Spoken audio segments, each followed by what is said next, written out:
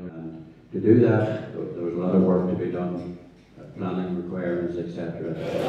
We're here today at the launch of Club Tyrconnell for 2013. Absolutely delighted with the crowd that has turned up here in support of our county teams, our development squads, hurling, football, ladies football and camogie.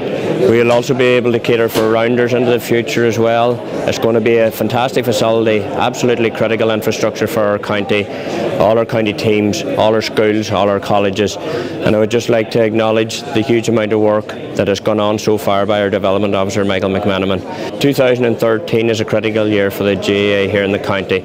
We have a huge amount of events that will be ongoing now for the next 12 months that will help us realise our target of 180,000, that will see the completion of a building, of dressing rooms, meeting rooms, medical facilities, toilets, and that would allow us to have our centre fully functional by February, March in 2014.